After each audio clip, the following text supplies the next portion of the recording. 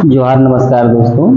आज हम लोग बात करने जा रहे हैं क्लास 12 के मैथमेटिक्स के एक चैप्टर डिफरेंशिएशन का एक टॉपिक है जिसे कहा जाता है सेकेंड ऑर्डर डेरिवेटिव, है ना।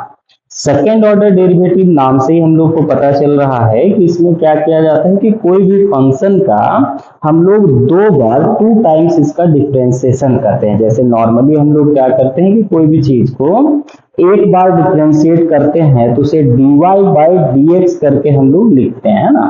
तो जब उसे एक बार और डिफरेंशिएट कर दिया जाए तो उसे किस प्रकार से हम लोग लिखेंगे, किस प्रकार से दो बार डिफरेंशिएशन किया जाता है, ये हम लोगों को जो है वो आज के टॉपिक में समझना है। तो जब आप कोई भी फंक्शन को एक बार डिफरेंशिएट करने के बाद पुनः उसको एक बार डिफरेंशिएट करते हैं तो उसे कहा जाता है सेकेंड ऑर्डर डेरिवेटिव। जब आप आगे क्लासेस में पढ़िएगा तो ऐसा नहीं है कि कोई भी फंक्शन को केवल एक ही बार डिफरेंशिएट किया जाता है, उसे दो बार, तीन बार, चार बार ऐसे जाते जाते n बार भी उसको डिफरेंशिएट कर सकते हैं। और एक जनरल फॉर्मूला हम लोग जो है डिफरेंशिएशन का निकालते हैं जिसे आगे हम लोग कहते हैं nth ऑर्डर डेरिवेटिव, है ना।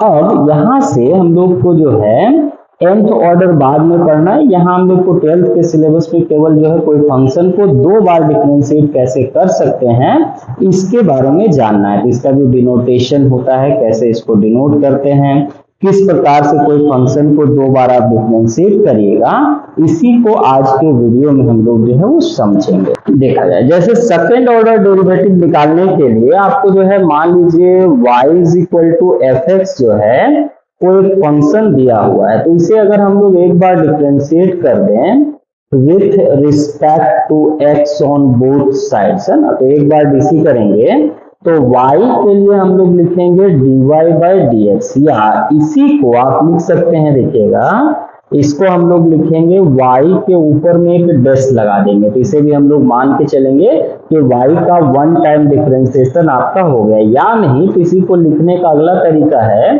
कि y के नीचे आप क्या करते हैं कि 1 लगा देते हैं, तो इसे भी हम लोग जो है वन टाइम डिफरेंशिएशन मानेंगे। या ये जो आपका fx राइट साइड में था, इसके लिए हम लोग f डैश x जो है वो इस तरह से इसको यूज करेंगे। अब आपको यहाँ से क्या करना है कि जिसे अभी आपने एक बार डिफरेंशिएट किया, इसको आपको एक बार और अगेन आपको डिफरेंशिएट कर देना है with respect to x on both sides. So if we differentiate it again with respect to x, it will be written as dy by dx with respect to dx is equal to y. In the place of one dash we have to write two dash, in the place of y1 we have to write y2, and in the place of y single dash we have to write double dash x, है ना। तो यहाँ पर आप लोग एक बात को समझिएगा, गौर कीजिएगा कि जिसको पिछला बार आप लोगों ने केवल dy बाई dx लिखा था, उसको आपने जो एक बार और डिफरेंशिएट कर दिया। अब यहाँ पर देखना है कि एक d हम लोग के पास एक्स्ट्रा है और यहाँ पर भी एक d आपका है, तो इसको जब अगली बार हम लोग लिखेंगे तो इस प्रकार से इसको हम लोग लिखेंगे कि d का स्क्वायर y बाय, देखिए dx पूरा ही दो बार है, इसलिए पूरा dx का स्क्वायर होगा। और इधर आपके पास जो है y डबल डैश, इधर आपका y2 और इधर जो f डबल डैश x है, ये आपका जो है ऐसे जैसा है वैसे आपको रीराइट कर देना है। तो यहाँ पर आपको एक बात का जो है वो ध्यान रखना है कि पिछला बार जो हम लोगों ने dy बाई dx लिखा था, इस बार केवल d स्क्वायर लिखना है, ऐसा नहीं लिख देना है कि dy का स्क्वायर बाई dx का स्क्वायर, है ना। क्योंकि यहाँ टू टाइम्स क्या है, तो केवल d टू टाइम्स है, d एक बार यहाँ, d एक बार यहाँ, तो जिसको आप दो बार गुना करेंगे उसका स्क्वायर होगा, ना कि आपका जो है पूरा आपका जो है dy का स्क्वायर होगा। तो इसको आप जो है ऐसे नहीं लिख के हम लोग क्या करते हैं कि उसको d square by dx square से लिखते हैं। आइए आप जो है कुछ एग्जाम्पल से, उदाहरण से इस चीज को हम लोग जो है और क्लियरली समझते हैं कि दो बार डिफरेंशिएशन कैसे किया जाता है। देखा जाए, जैसे अगर मान लीजिए कि आपने जो है क्वेश्चन दिया हुआ है कि y is equal to 3x to the power 10 का आपको जो है दो बार डिफरेंशिएशन करना है। इसने कह रहा है कि फाइंड आपका d square y by d x का स्क्वायर। तो कैसे डिफरेंशिएट करेंगे आप लोग समझिएगा।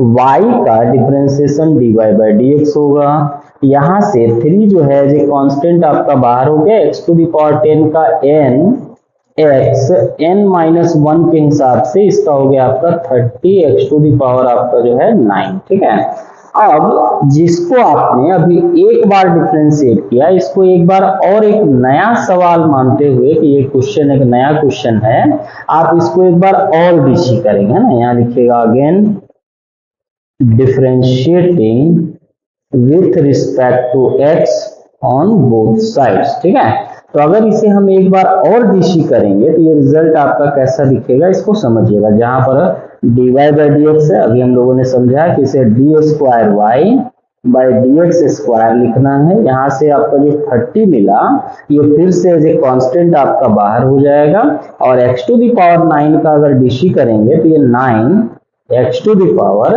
9 माइनस 1 होते हुए यहाँ से आपका जो है 270 यहाँ हो गया, और यहाँ x to the power 9 minus 1 आपका 8 हो गया। तो ये जो आपको फंक्शन था 3x टू द पावर 10, इसका अगर हम लोगों ने 2 बार डिफरेंशिएशन किया तो इसका आंसर हमें मिल जाएगा 270 x टू द पावर 8। ठीक है, तो इस प्रकार से आप लोगों ने देखा कि हम लोगों ने कोई भी फंक्शन को 2 बार डिफरेंशिएट कैसे किया।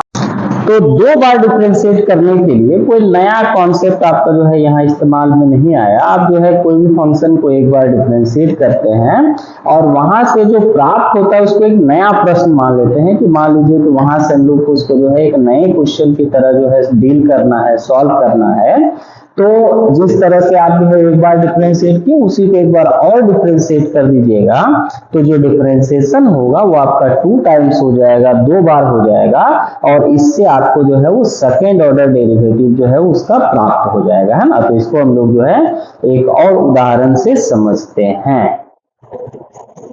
जैसे एक सवाल है y is equal to 5 cos 3x, और इसमें आपको जो है second order derivative d square y by d x square आपको कैलकुलेट करना है। तो क्या किया जाए, first of all we differentiate with respect to x on both side. अगर इसे एक बार हम लोग x के रिस्पेक्ट में डीसी करेंगे तो यहाँ से आपका dy बाई डी एक्स होगा, यहाँ से 5 एज ए कांस्टेंट आपका जो है यहाँ से बाहर हो रहा है, और आपको जो है वो cos 3x का डिफरेंशिएशन करेंगे तो विथ रिस्पेक्ट टू ये 3x टूटेगा, और फिर जो आपका 3x है ये विथ रिस्पेक्ट टू आपका dx टूटेगा। इस जगह पर आपका जो है वो चेन रूल का हम लोगों ने इस्तेमाल किया है। 5 ठीक है, cos 3x का डिफरेंशिएशन माइनस में sin 3x होता है, और यहाँ से जो ये 3x आपको दिख रहा है उसमें से 3 बाहर होगा, और x का डिफरेंशिएशन dx बाई dx होते हुए आपका जो है वो 1 हो जाएगा। तो इस तरह से यहाँ तक में अगर देखेंगे तो माइनस में 15 sin 3x जो है इसका डिफरेंशिएशन होता है। अब हम लोग को इसको एक बार और इसको आपको जो है वो डिफरेंशिएट कर देना है। तो यहाँ से एक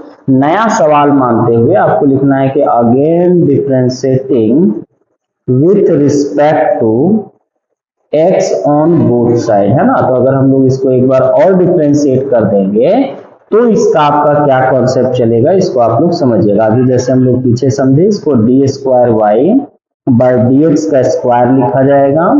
इससे आपका जो है यहाँ से जो 15 है ये एज ए कांस्टेंट आपका बाहर हो गया। sin 3x का जो डिफरेंशिएशन होगा, अभी जैसे ऊपर में किया वैसे आप चेन रूल से करेंगे, तो इसका cos 3x होगा, और फिर से आपका जो है 3x का चेन रूल के अकॉर्डिंग आपका 3 into 1 होगा। तो इस तरह से इसका जब हम लोग आंसर लिखेंगे तो यहाँ से हो जाएगा माइनस में 45 cos 3x, है ना। तो इस प्रकार से आप जो है कोई भी फंक्शन हो उसका आप जो है 2 बार डिफरेंशिएशन सेकेंड ऑर्डर डेरिवेटिव तक ज्ञात कर सकते हैं। तो ये हम लोग का आज का टॉपिक था कि 2 बार किसी का डिफरेंशिएशन हम लोग जो है वो कैसे कर सकते हैं, तो इसको हम लोगों ने समझा।